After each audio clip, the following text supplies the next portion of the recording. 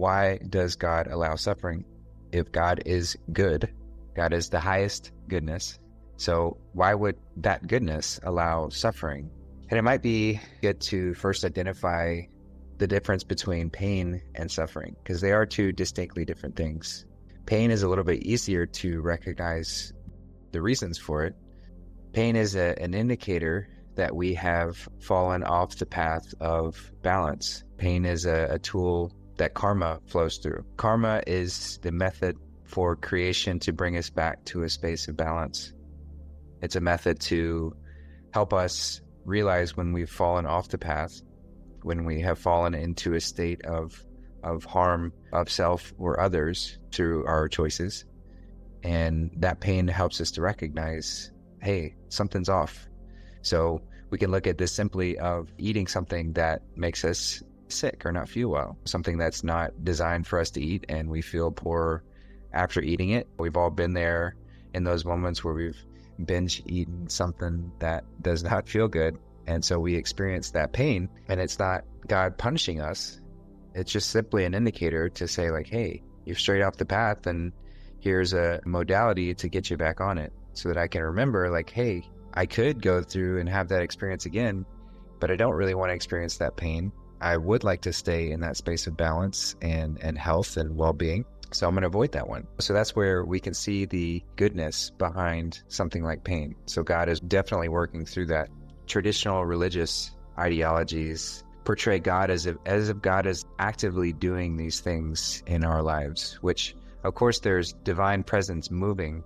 However, the mechanisms such as karma and this pain, that's not requiring some conscious effort on God's part or any being's part to make that happen. That simply is just how the system is. So this system is so perfect, this creation is so perfect, that we have these mechanisms in place, the karma to bring us back into the path of balance, and then the dharma, on the other hand, to encourage us to stay on that path. Dharma is what gives us that satisfaction and that validation and helps propel us further to stay on that path. So it really is these two mechanisms in play at all times, and it's our choice which one do we want to have in our lives. And of course, it's a spectrum. It's not something that we're 100% one way or 100% the other, not usually. So it's a spectrum, and each action, each decision is kind of an indication of what we're going to receive for that. But just wanted to portray that it's not like God sitting there judging and saying, oh, you did wrong, so now I'm going to send this pain. It's like, no, this is how our body, so just going back to the food item, this is how our body is made. So if we choose to ignore the natural ways that our body exists, and we choose to eat something that does not align within our highest vibration within our body, then we experience the pain because we've fallen out of alignment with that. I mean, people have an easy time seeing that if I put diesel in a gasoline tank instead of regular gasoline, even though it's supposed to take regular gasoline, the system's not really going to work. You know, it might fire some, you might get some use out of it depending on a lot of factors or the mixture or whatever, but eventually that's going to cause a breakdown. You know, and this is a simple cause and effect, which is how creation works as well. So we don't need to view it as if there's some punishing being that's forcing us to do these things. It's simply just cause and effect. And it's all built by us. We are no different than this divine creator. We are simply an aspect of that divine creator here experiencing creation from our unique perspective to remember who we truly are and come back to that realization.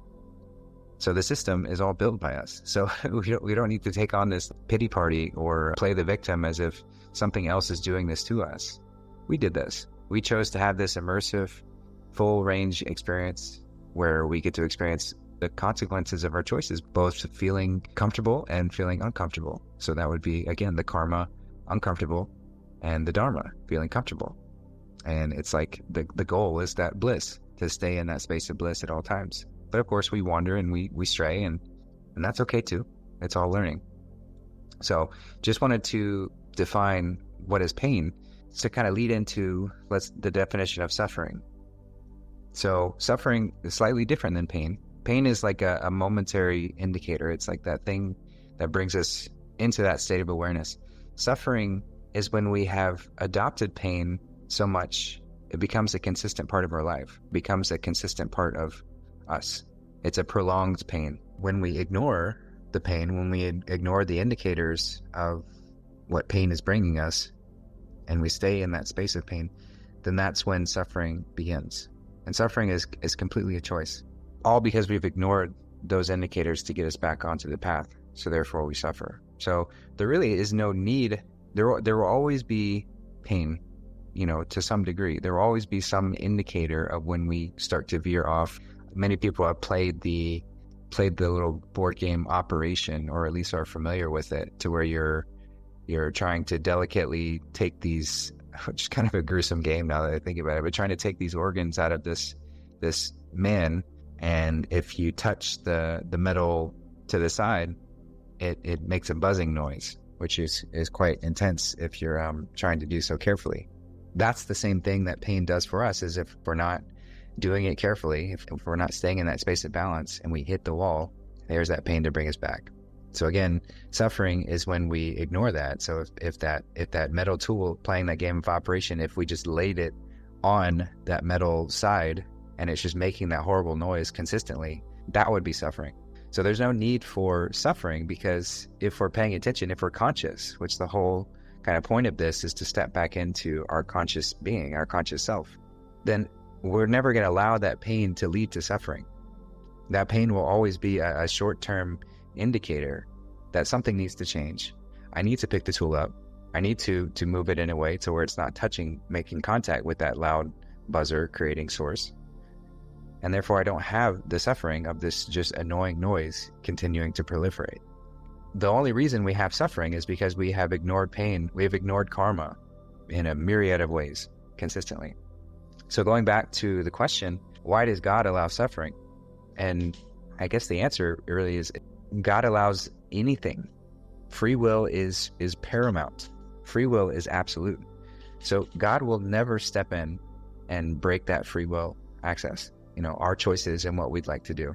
That's another sort of perfect mechanism of creation, is it gives us exactly back what we put into it. So if we are manifesting that frequency, if we're resonating at that frequency of fear, then guess what? Creation's going to give us more of that. Creation's going to give us more fear, and without even hesitation, without even an "Are you sure?" Are you sure you want to do that? You might get that helpful hint from using or going off some site somewhere online. You might get that little prompt. Are you sure you want to leave this? Are you sure you want to do this? But we don't get that in creation. It's just boom. You want this, you get it. So why does God allow suffering? Because free will is absolute. If God stepped in and started to remove aspects of this free will, then we would not be free. You can't have a halfway. You can't have freedom partly. You can't even have mostly free and still be free. Free will is 100% free in all moments, where the choices can be made and changed and shifted and moved in whatever direction at whatever point in time. That is the only way that free will is absolute. And free will is paramount. It is like a foundational part of this conscious experience. We have that free will. And so that's where it gets kind of tricky. So it's not God allowing suffering necessarily. God allows the potential for suffering, but we are the ones who create it. So we don't have anyone else to blame for suffering existing except ourselves. Suffering doesn't have to exist if we learn to utilize karmic consequences, especially when they're just small, when they're just little nudges and nods to say, hey, like, you're falling off the path. Okay. I hear you. Let me get back on. If we use those little indicators and stay balanced, then we don't have to move into suffering. It is a very achievable and realistic goal to end all suffering, to where there is no suffering in this experience. But it does require conscious effort. It requires consistent paying attention to these indicators of pain whenever they show up. That's why the lies are so pervasive of getting us to believe that we are a worthless sinner. On one hand, from the religious sense, we are just an insignificant thing that God just judges and whatever else, and we're powerless. Or on the other hand, that we are just some random happenstance of evolved pond scum turning into monkeys and then turning into us, and that we're just on some far off distant speck in the universe and could be wiped out by an asteroid or aliens or anybody at any point in time. Either of those narratives are just beaten into our head consistently, because when we don't realize that we are powerful, we don't realize that we are co-creating this experience every step of the way, and that we are inviting whatever our experience is. We have the free will to change it at any point in time. Then we start to ignore all of these indicators. We ignore the pain. It leads to suffering. We fall into the victim narrative. We believe the victim narrative that's pushed onto us, and we embody it. And then that loop of suffering just continues, and it becomes a self-fulfilling prophecy. Oh, woe is me. Oh, then I experience more misery. Oh, woe is me. More misery. Oh, wow. It just seems to continue that way. So what was a very helpful teaching tool to get us out of that state then becomes a proliferating downward spiral. And even that is not lost. We will eventually hit whatever sort of rock bottom moment we need to hit to turn the ship around. But it certainly does feel, if we're staying in that victim mindset, if we're believing these lies that we are powerless and ignoring the fact that we are an aspect of the divine creator and we have all of that power within us, we empower ourselves. But if we ignore that through these lies, then it just becomes continual suffering, seemingly, until we decide to step out of it.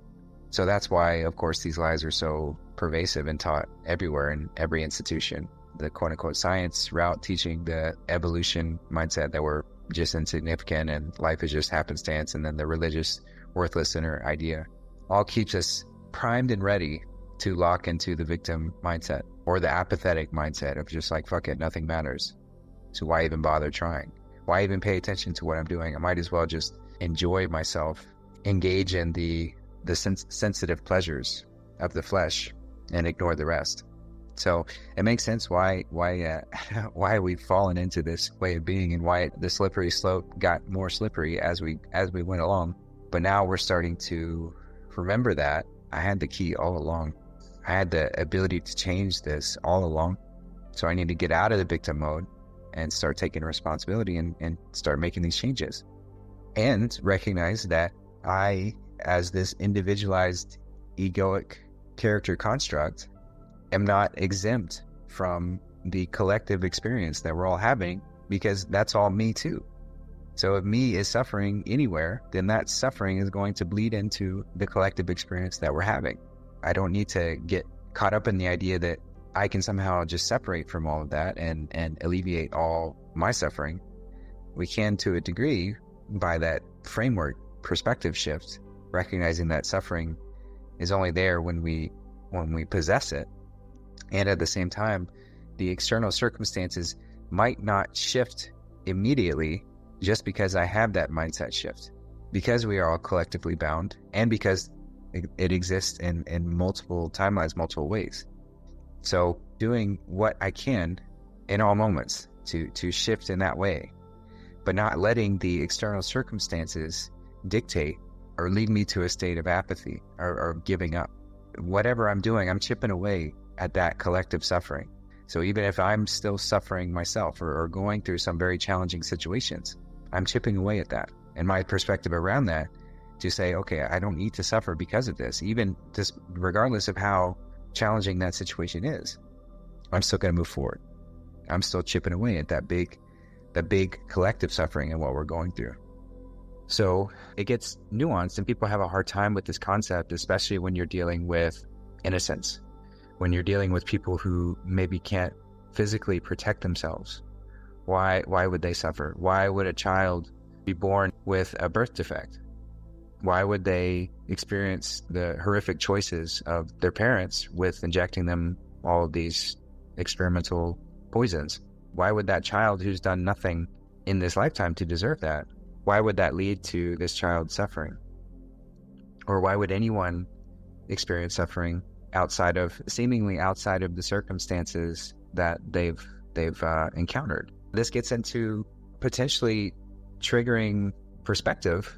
And it's hard to talk about this, especially with someone who is deeply within a bout of suffering. There's a lot of pain, there's a lot of trauma, and it seems to just be continuing. So it's difficult to talk about. However, it doesn't change the fact that this is consistent. We have to really zoom out past this single lifetime and past our individualized experience and recognize that this is a collective experience, and it exists in all timelines, in all ways. So our soul signature exists in infinite timelines and infinite ways.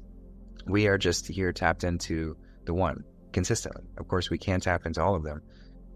So wherever my soul signature is, and however many other ways, it is still accruing karma wherever else it lies.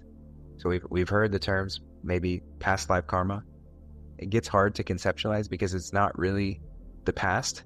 It all is here and now.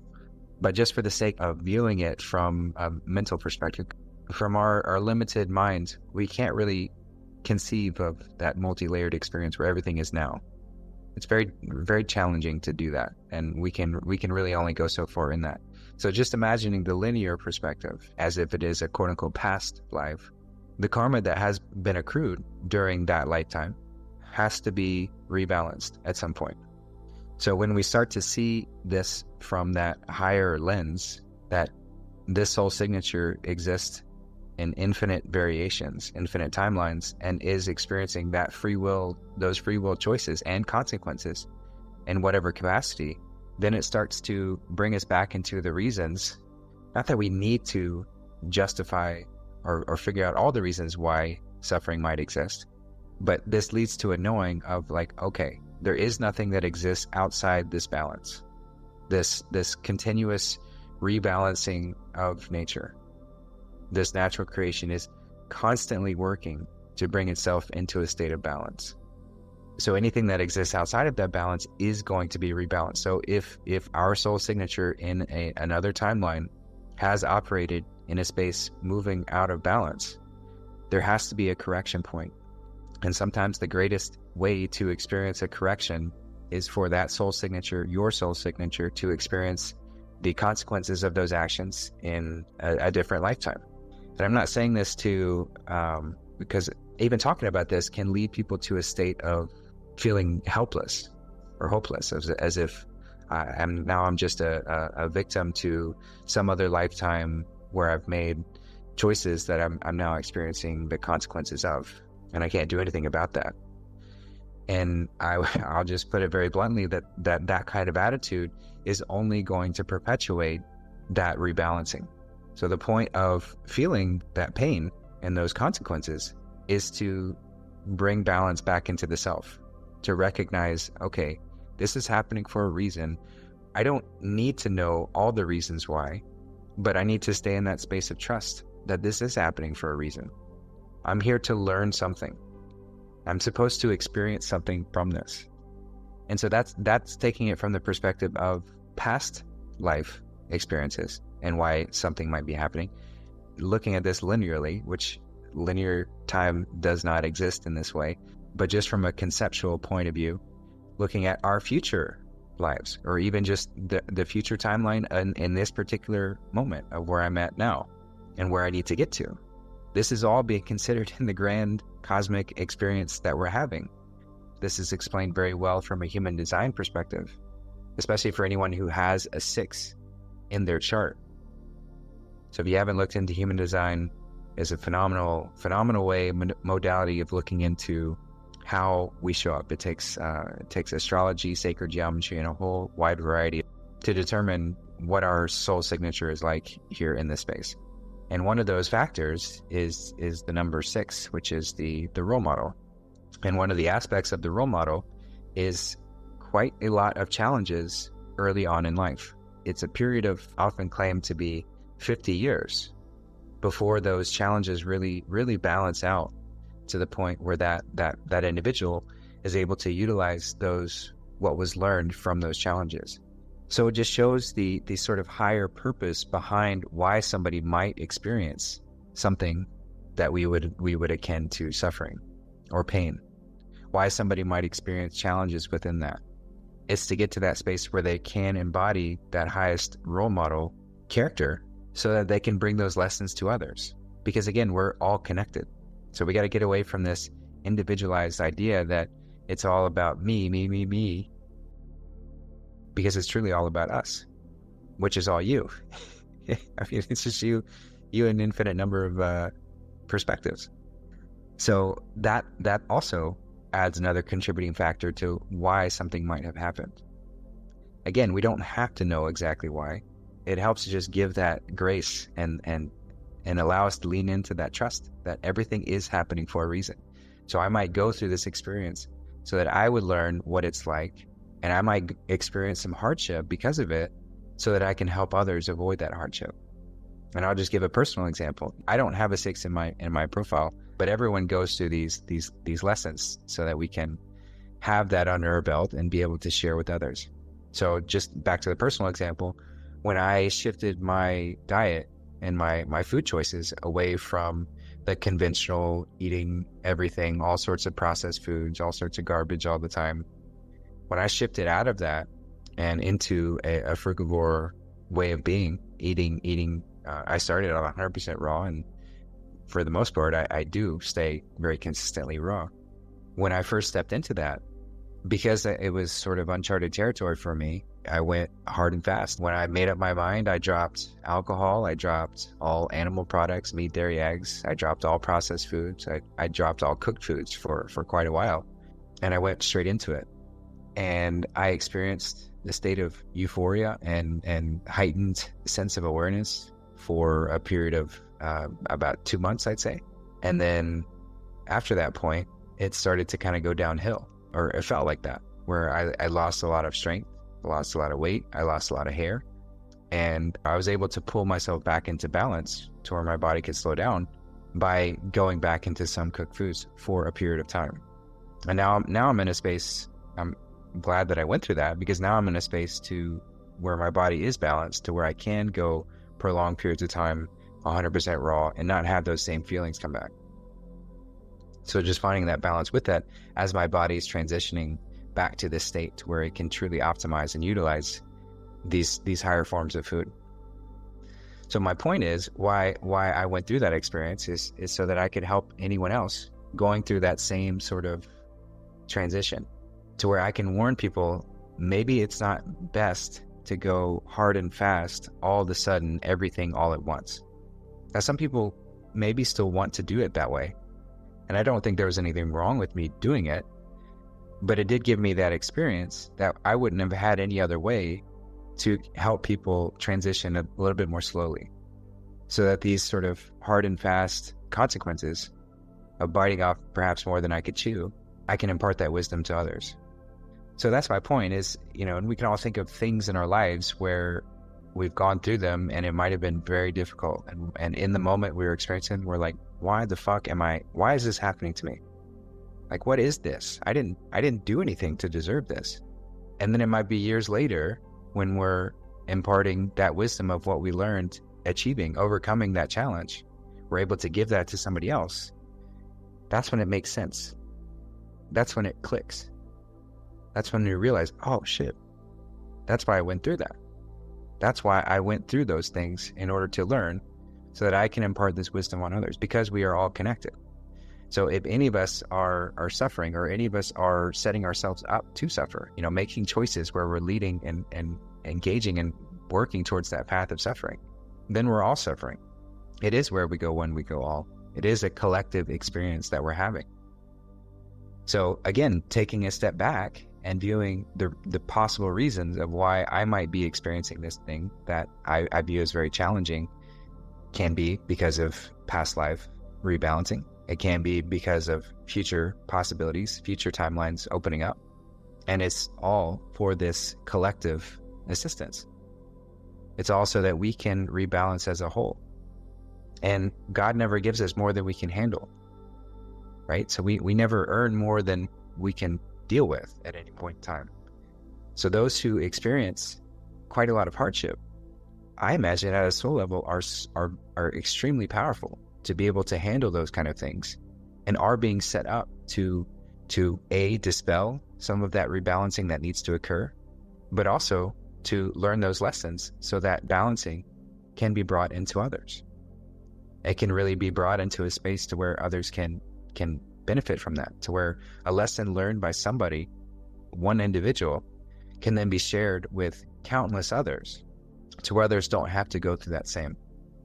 So as far as the collective benefit, the goodness, God is good. So moving towards that rebalancing back to inherent goodness around for all, it is achieving that. It's moving through that. So these kind of things just help to give us a broader view of why something might be happening. And again, we don't have to figure out the exact reasons. It's just trusting that this system, this beautiful creation that God has given us and moved us into, is so perfect. It's so perfect. So nothing is ever happening to me. It's all happening for me. It's all happening for us to continually bring us back into this state of balance. When we recognize this, it actually allows us to, no matter what we're going through, no matter how difficult it is, no matter if we're being strung out on a torture table, probably the most extreme example we can imagine, even in that moment, we can still be outside of suffering. We can still let suffering go, even in that moment, trusting that whatever needs to happen is happening. So even if I'm experiencing that, perhaps that's the catalyst, just using that hypothetical example. Say somebody captures me and is torturing me. Maybe that story will catalyze others to rise up if there was some oppressive force that was leading to that form of suffering, that form of torture. And we can look even realistically at the example of the children. Why are children suffering? Why is there a reality that exists where children are tortured and harvested for their life? Why does that even exist? Well, the fact that it happened is catalyzing others to a space of realization so that we are moved to action and assist in rebalancing this. And so it's unfortunate that it had to get to that point, because we were ignoring the indicators of karma to keep us in a state of balance. And we were allowing the suffering to proliferate. So we don't have anybody else to blame but ourselves. And not that we take on shame and guilt. We don't need that. But just take responsibility and recognize that it is essential that we have a catalyst to move us into a state of action. And if it had to get to the point where children are suffering to that degree to encourage us to move, then we chose that. If it could have been any other way, it would have been. And you can look at a smaller example of why would God allow a child who is not making their own choices to receive an experimental injection, to receive all sorts of birth defects or potentially die from that? Why would that be allowed to happen? But you take that example and you recognize the effect that might have on those parents and anyone else who is aware of that story. And all of a sudden, that instance becomes a catalyst for those parents to speak out against these experimental injections. It becomes a story for people in that local community to recognize.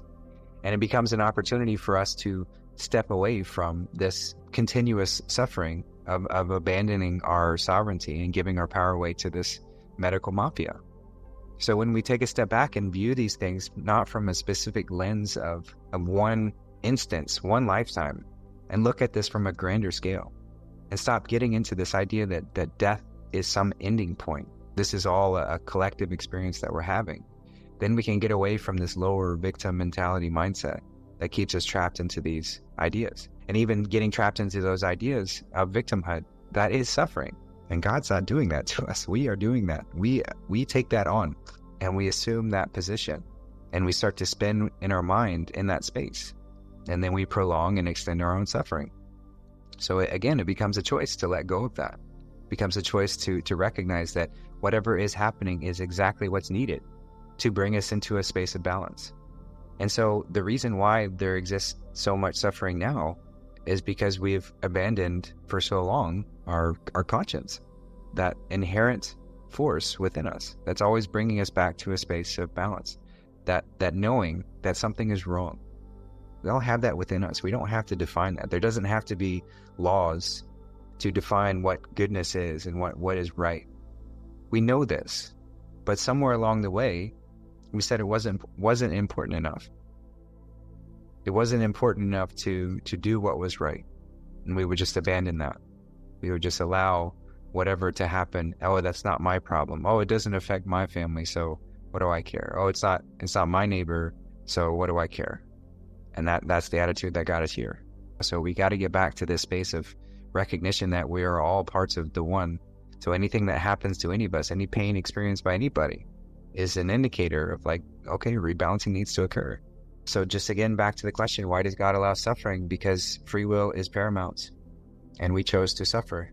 We chose to invite suffering into this space, and we chose to proliferate it. We chose to continue it. We chose to allow that suffering to create more trauma, and that trauma to create more trauma, and it just continues from there. So somewhere along the way, somebody has to be courageous enough to end that pattern of suffering continuation, that pattern of trauma pushing onto others, and say, enough. I don't care what happens to me. I'm not going to suffer any longer. I'm going to stand up and do what's right. I'm going to stand up and say no to whatever ends, whatever happens to me. And I'm quite confident that, say we step into that space of courage and doing whatever it takes, I'm quite certain that the mechanisms of physical pain are alleviated to a large degree, perhaps all the way, if we're courageous enough to sacrifice ourselves in ways to alleviate collective suffering, to rebalancing, to bringing justice back into the space, knowing that God is good and knowing that everything in creation is aligned towards rebalancing and bringing us back into that space of bliss and balance, the Dharma, where everyone is aligned to that highest expression. To say someone throws their self in front of a car to rescue a child and they die from that car hitting them, I'd imagine in that moment they don't experience pain, a graceful exit, which would carry over that Dharma from that selfless sacrifice of preserving life and ending suffering, would be carried over into that soul signature's next lifetime, the continued expansion of that particular soul. So then we start to reverse this process of falling deeper into pain and suffering, and we move into that space of bliss. But we've just been going the wrong way for so long that we kind of forgot that we were the ones doing it all. We kind of forgot that it was us. The experience we have is just the cumulative effect of all the choices we made. It's truly just a cause and effect environment at all times. If we recognize ourselves as the cause, then the effects get to be recognized as what led to that effect. And moving forward, I can choose new causes, choose new ways